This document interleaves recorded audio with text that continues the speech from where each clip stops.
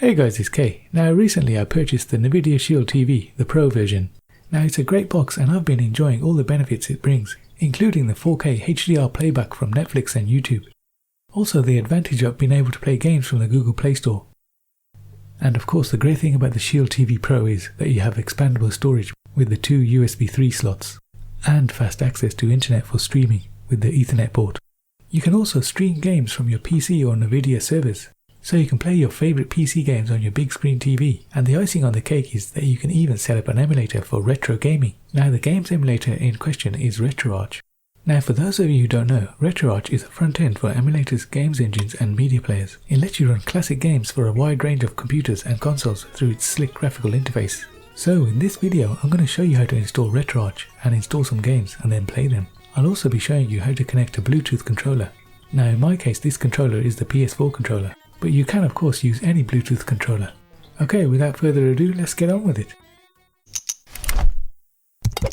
So once you switch on your Nvidia Shield, this is the home screen you'll see. What you'll get is recommendations for movies, TVs, shows, apps and games. Now you can manually sort your apps or you can enable automatic sorting based on your usage. And all your settings are just a press of a button away. Okay, so the first thing we need to do is pair a Bluetooth controller. So click on the settings button and scroll down to remotes and accessories, and then scroll down to add Bluetooth accessories and select. The Shield is now in Bluetooth search mode. You now pick up your Bluetooth controller and put it in pairing mode, and eventually it will be found and it will show up on your screen. And the pairing process will begin. Once you get the following message, just select it, and that's it. You now have a Bluetooth controller that works with your Shield.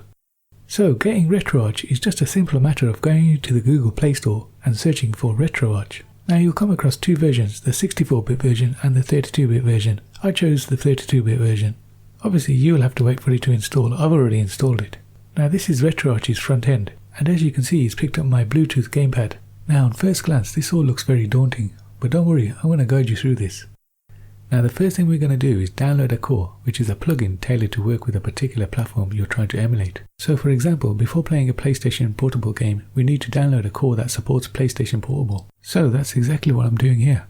Once you select it, it will download and extract it automatically. I'm also going to download the Sega Genesis core, also the Sega Pico drive, and not forgetting the Sega Dreamcast, and also the Super Nintendo, and why not the Nintendo 64. And last but not least, the Nintendo GameCube. Okay, now we've finished that, we need to scroll all the way back to the main menu, and we're going to scroll down to Online Updater. From here we're going to select Update Installed Cores. Now this just makes sure we have the latest version of the cores we just downloaded. Okay, back at the main menu we're going to go down to Settings, and scroll down to Input, scroll down to Hotkeys, and select Menu Toggle Gamepad Combo. Now I'm going to select L3 and R3. This allows you to exit any game to the main menu. Okay, now the next thing we're going to do is scan for our games ROMs. Now I can't tell you where to get these, but a simple Google search should suffice. So you want to go down to Storage, and you should look for a folder that contains a lot of numbers in its name. And as you can see, I call my folder RetroArch, and within that folder I have all the individual games folders. And what you need to do is scan these folders for the games. So I'm going to go through each individual folder and scan for each of those individual games. Okay, so the next one I'm going to do is PlayStation. Now the next one is the Sega Mega Drive. Now I have quite a lot of ROMs for this, so it can take quite a while. So meanwhile I'll also scan for my SNES games. Okay, now when the majority of that is all done, you can scroll down and you'll see some new folders with some snazzy icons. I've got my Mega Drive, Nintendo 64, PlayStation Portable and my Super Nintendo. Now my Mega Drive folder is still scanning in the background, but that's okay. You're still going to be able to play the games it's scanned so far. Okay, let's try some PlayStation Portable games. So I think I'll try Mortal Kombat first. Click on Run and then choose the emulator you're going to run it with. So PlayStation Portable. So the core is now set and we just play.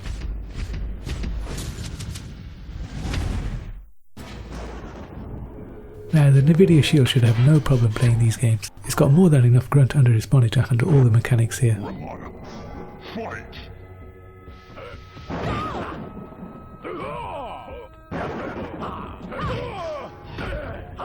Now as you can see, the gameplay is fluid and it's fast, and there's no screen tearing.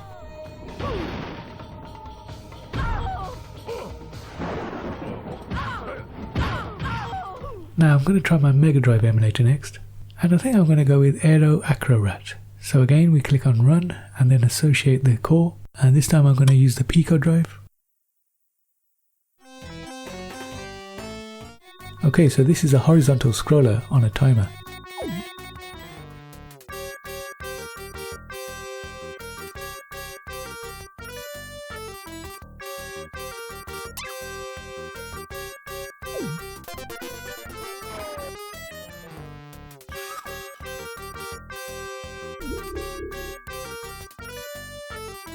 Now getting at the game, we just press those hotkeys we assigned earlier, which was L3 and R3. Let's take a quick look at body count next. Again, click run and then associate the core. And really it's as simple as that, guys.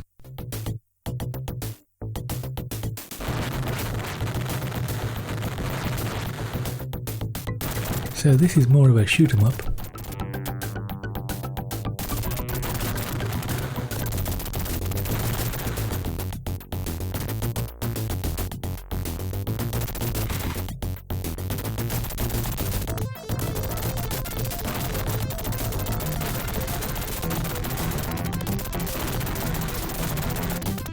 Okay, now I'm going to try Nintendo 64. Welcome to Mario Kart.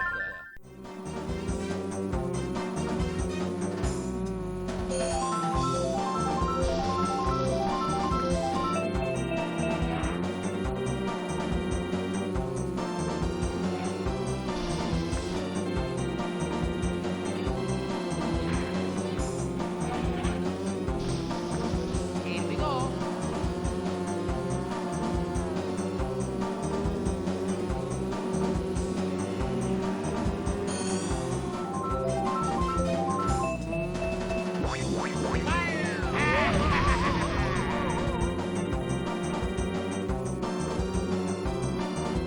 Okay, let's try a bit of Super Nintendo and Donkey Kong.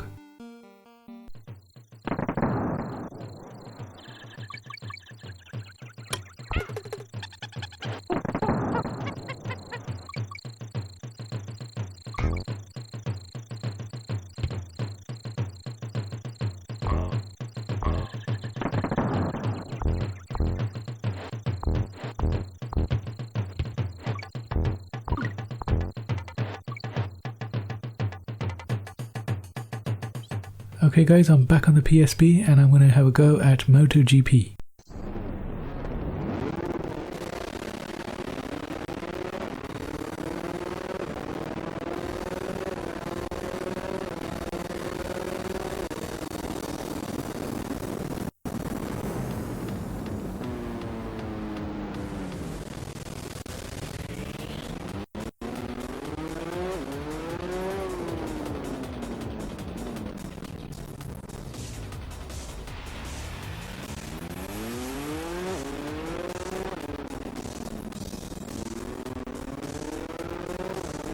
And that's it guys, you now have your system up and running and you can play to your heart's content. Now whilst that all seemed a lot to set up, it doesn't really take more than a few minutes once you have all your ROM files. Now with RetroArch installed, you have one device for streaming media, playing new games and then playing your favourite vintage games also. So anyway guys, as always, if you found this video helpful, give us a like and maybe even a subscribe, and I'll see you all in the next one.